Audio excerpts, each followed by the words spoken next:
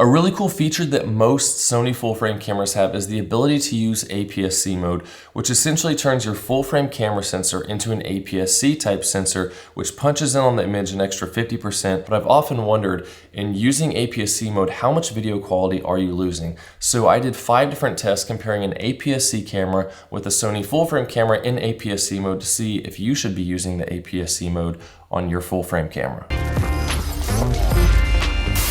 For these tests, we're using the Sony ZV-E10 as the APS-C camera and the Sony A7C for the full-frame camera in the crop mode. Because the ZV-E10 is one of the cheapest entry-level cameras that Sony has, coming in at $700, and the A7C is an entry-level full-frame camera from Sony coming in at $1,800. And both of these cameras have a 24.2 megapixel sensor, which shoots video in 6K and downsamples in camera for 4K output, which is what I use in all of these tests. So before we get started, let me know down in the comments what type of camera you're using and how often you use the APS-C mode, if that is an option for you. So we're starting out with a low light test, and my initial expectation is that the A7C is going to look better because even though both the cameras have the same amount of pixels, the full frame sensor is larger, and so it has larger pixels which let in more light to give you a clearer image. And even though we're punched into APS-C mode, we're using a smaller portion of the sensor, but those are still larger pixels that are capturing that light. So as we look at this footage, both cameras are using the same lens, same aperture, same ISO, all the same settings, and the video quality looks pretty similar, and the clarity looks pretty much the same to me on the skin, the face, the shadows, everything looks about the same. But if you look in the background on the garage door, it does seem to be a little bit more noise showing up on the A7C, which was a little surprising to me. So my initial thought of the A7C looking better might be a little bit off, but then I started thinking about, you know, they're using the 6K to 4K downsampling when using the full sensor, but when it's cropped into APS-C mode, it can't do the 6K to 4K sampling because it doesn't have 6,000 pixels to use at that point. So I don't know if it's using pixel binning or if it's using a smaller, maybe like 4.3 or 4.5K in downsampling or what happens there. So that could be part of what's affecting that noise in the background. But just looking at the subject here, I don't really see much of a difference in grain or clarity. But one thing to take note of is when we start to bump up the ISO to 1600 with the aperture now f2.8,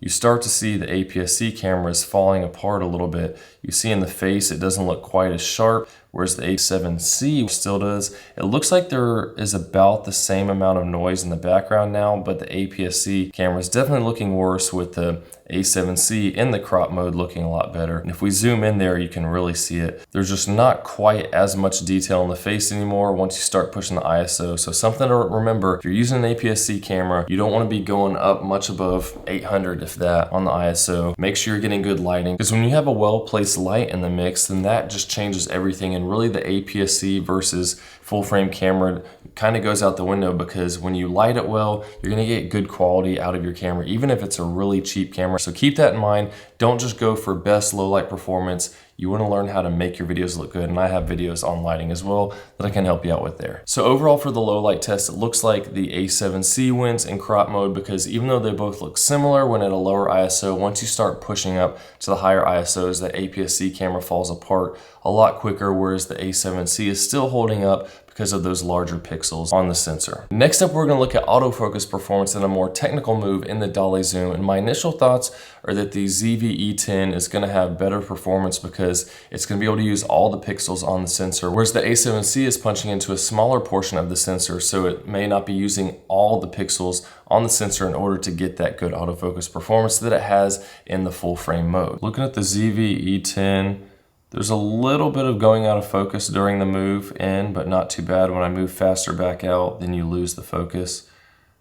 But really that performance is adequate on the move. It's a little bit shaky during the move because it doesn't have the same stabilization as the A7C, but it's holding up fine if you do it slow enough. Once you start moving fast, of course, it's a lot more demanding on the autofocus system, so it's not going to be as good a performance. Now comparing that to the A7C and APS-C mode,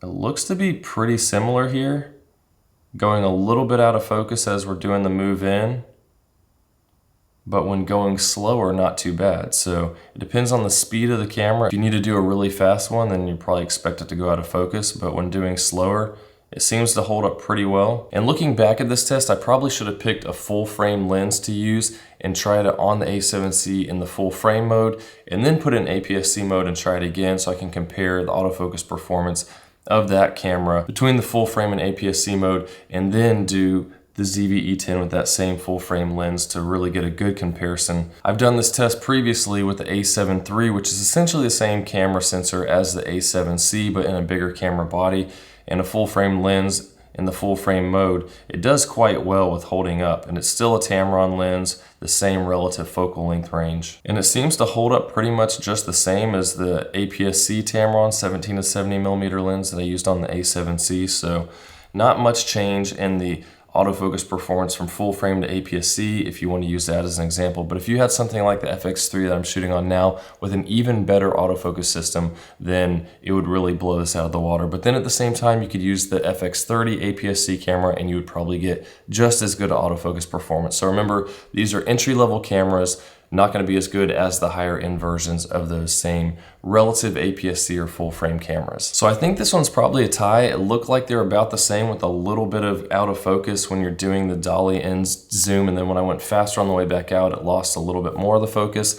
I thought it was going to be a lot worse on the A7C, kind of like the Canon M50 Mark I and Mark II. When you switch to 4K and it punches in on that camera sensor, the autofocus is terrible. You can't depend on it for just normal autofocusing, let alone a move like this. So really impressed the A7C was still able to hold up quite well on this technical move. Next up is a rolling shutter test, because a lot of entry-level APS-C cameras tend to have very noticeable rolling shutter, which if you're not familiar, if you pan the camera quickly, you'll notice kind of a jello warpy type of vibe happening there when moving slowly on the ZV-E10 here. You can see it, and as you start moving faster and faster, you really see the wobble of that gingerbread house there and the tree in the background, pretty much anything that's straight up and down. Now compare that with the A7C in APS-C mode, and you do get some rolling shutter, but it is nowhere near as noticeable whether you're moving slow or quickly, because it does have a better sensor that's designed to help compensate against that rolling shutter. So even in APS-C mode, it still works very well. And you can see here comparing, we have the A7C, there's a little bit of shift, but then there's quite a bit of tilt on the ZV-E10 there. And I also did the A6100 just to compare, because it's a similar camera in the low price range, and we got pretty much the same thing, quite a bit of tilt in the A6100. And something to keep in mind here too is we're at 17mm, which is a wider field of view, which is supposed to help that not be as noticeable. So when we punch into 50mm, it starts to get even more noticeable because we're zoomed in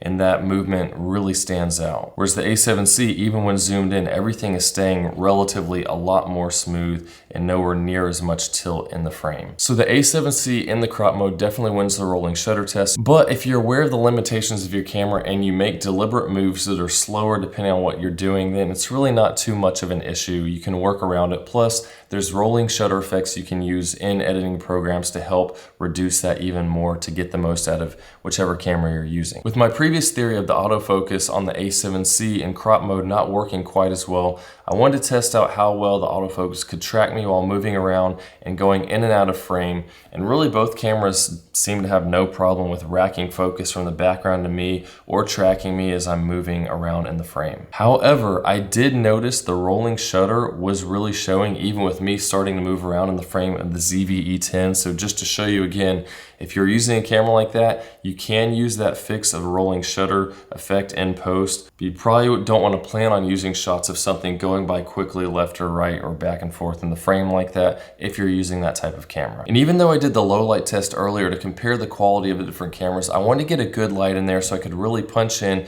and see if there's a noticeable difference between the clarity and everything going on with the bokeh or anything else like that in the picture. So here, looking at this, we're using the same lens, so really no difference in the bokeh or depth of field. I didn't really expect that to happen because they're the same relative focal length with the APS-C mode. But looking at these, I don't really see a noticeable difference in the clarity. Maybe if you're punching in 200 to 300%, you can start to see a tiny bit more detail on the A7C in the crop mode, but when you're back at the normal full frame amount, there's not much difference. So I think I definitely have to go with the tie on this one. So in conclusion, it looks like the A7C in APS-C mode is just as good as, if not better than, most entry-level APS-C type of cameras in all of these tests. So should you use an APS-C mode?